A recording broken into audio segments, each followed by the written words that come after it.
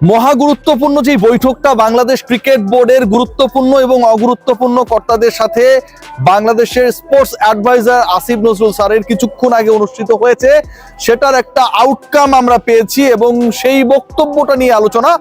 বাংলাদেশ যেই পয়েন্টসগুলোকে সামনে এনেছে এবং যেই ব্যাপারগুলো ইন্টারনালি আলাপ হয়েছে কিন্তু মিডিয়ায় প্রকাশিত হয়নি, সেই বিষয় নিয়ে আলোচনা। বাংলাদেশ ক্রিকেট দল ফাইনালি ইন্ডিয়াতে যাচ্ছে।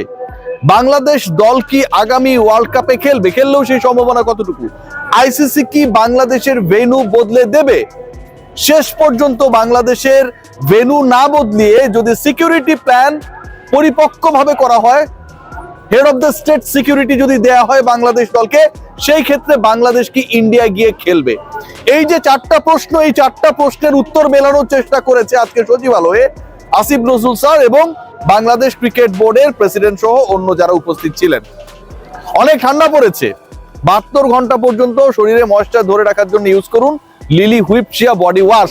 যেই ডিসকাশনে যাচ্ছি, প্রথম পয়েন্ট যেটা, যে নিরাপত্তা নিয়ে প্রশ্ন তোলা হয়েছে এবং আসিফ নজরুল তার বক্তব্যে স্পষ্টভাবে বলেছেন দেশের ডিগনিটি অর্থাৎ মর্যাদা, আত্মসম্মান এবং নিরাপত্তার ইস্যুতে বাংলাদেশ কোনো স্যাক্রিফাইস করবে না। যেখানে একজন ক্রিকেটারের নিরাপত্তা নিয়ে আলোচনা হচ্ছে, একজন ক্রিকেটারের নিরাপত্তা এনশিওর করার ক্ষেত্রে ইন্ডিয়ান গভর্নমেন্ট ফেইল করেছে, বিসিসিআই কে জানিয়েছে, কলকাতা নাইট রাইডার্সকে জানিয়ে সেই ক্রিকেটারকে অনেকটা বহিষ্কার করেছে। সেই একজন ক্রিকেটার সহ বাংলাদেশের অন্য যে 14 জন ক্রিকেটার ভারতে গিয়ে খেলবে, একই দেশে গিয়ে খেলবে।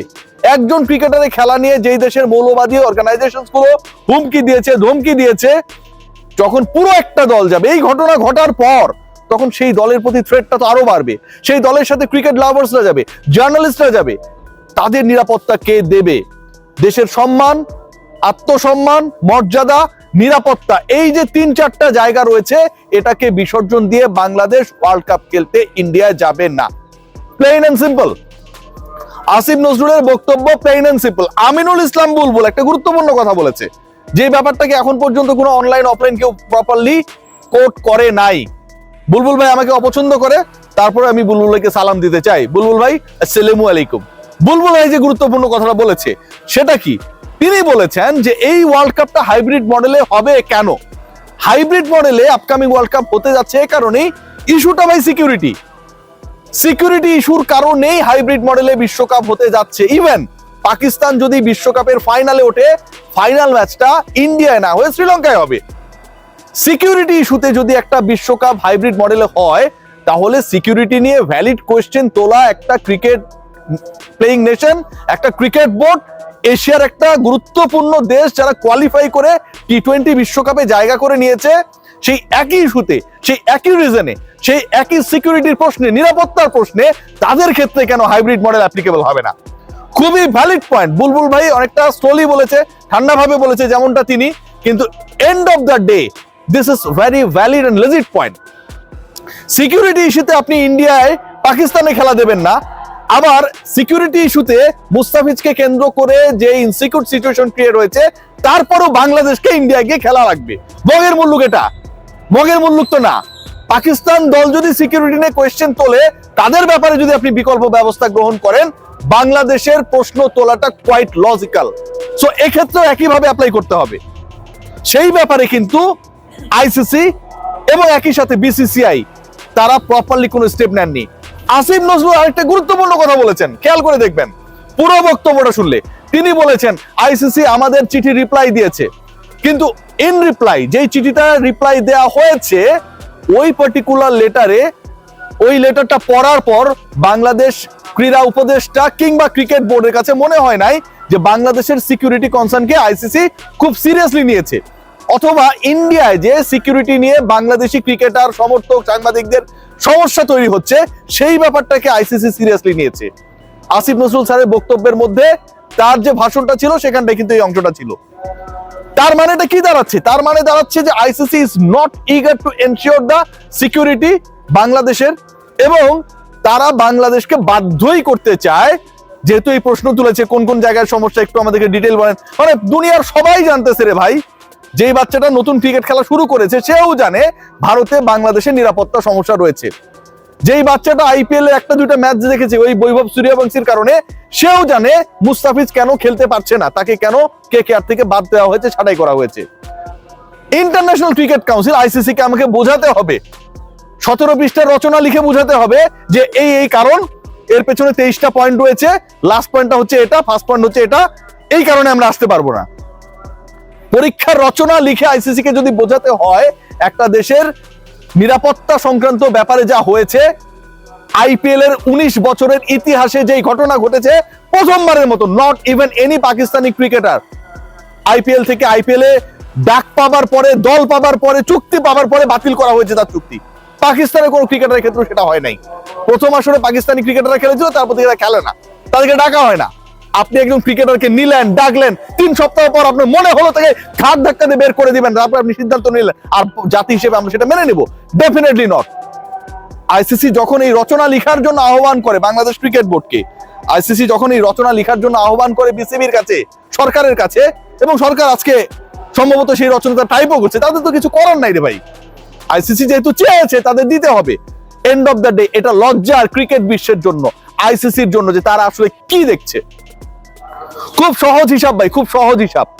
দেখুন, বাংলাদেশের সাম্প্রদায়িক সম্প্রীতি নিয়ে প্রশ্ন তুলে যদি মুস্তাফিজের খেলা বন্ধ করা হয়, তাহলে বাংলাদেশ ক্রিকেট দলের যে খেলোয়াড়রা খেলে তাদের নেতা হচ্ছে লিটন কুমার দাস, ভিন্ন ধর্মের একজন।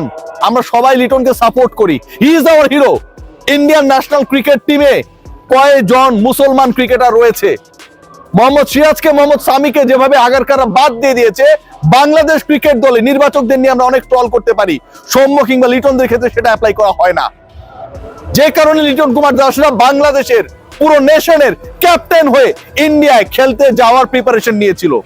আর একই কারণে সাম্প্রদায়িকতার বিষ বাষ্প যেই নেশনের মধ্যে সবচেয়ে বেশি, সেই দলে মুসলমান কোন ক্রিকেটারে 15 সদস্যের দলে ঠাঁই হয় না।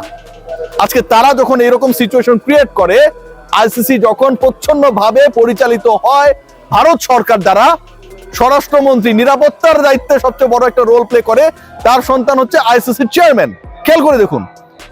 এবং সেই আইসিসি বাংলাদেশকে চিঠি লিখছে যে বাংলাদেশের নিরাপত্তার জায়গায়, নিরাপত্তাহীনতার জায়গায়, প্রশ্নের জায়গায় পয়েন্টস গুলো কি কি। এই প্রশ্ন বা এই চিঠি এই ওয়েতে যে আসবে বিসিবির কাছে, এটা তো ভাই খুবই স্বাভাবিক, এটা নিয়ে প্রশ্ন তোলার কোনো সুযোগ নেই। নিরাপত্তা যদি দেওয়ার জন্য হেড অফ স্টেট ক্যাটাগরির সিকিউরিটি এনশিওর করার চেষ্টা করে বিসিসিআই, তারপরও কি বাংলাদেশ খেলতে যাবে ইন্ডিয়ায়? ভারতের মাটিতে কি বাংলাদেশ খেলবে? প্রশ্ন করেছিলাম শুরুতে, উত্তরটা হচ্ছে no. There is no chance that Bangladesh will play their World Cup matches in the soil of India. No chance. 0%. তাহলে ভেন্যু পরিবর্তন হয়ে যাবে, শ্রীলঙ্কায় ম্যাচেস হবে, বাংলাদেশ সেখানে গিয়ে খেলবে, সেটার চান্স কতটুকু? সেটাও 0%। তাহলে কি আপকামিং ওয়ার্ল্ড কাপে বাংলাদেশ খেলবে না? আপকামিং ওয়ার্ল্ড কাপে বাংলাদেশের ভবিষ্যৎটা কি?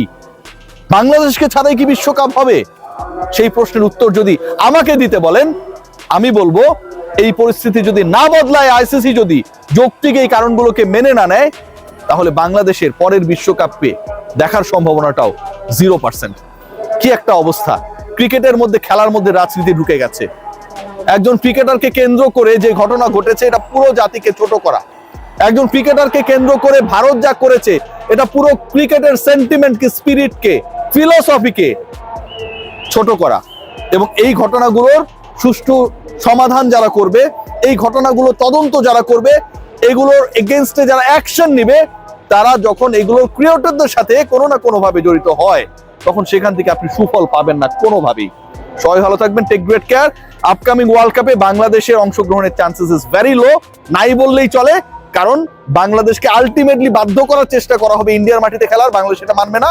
এবং বাংলাদেশের দাবি মেনে শ্রীলঙ্কাতে বাংলাদেশের ম্যাচেস রিশাফল করার যে দায়িত্ব, যে রেসপন্সিবিলিটি, সেটা আবার আইসিসি করবে না।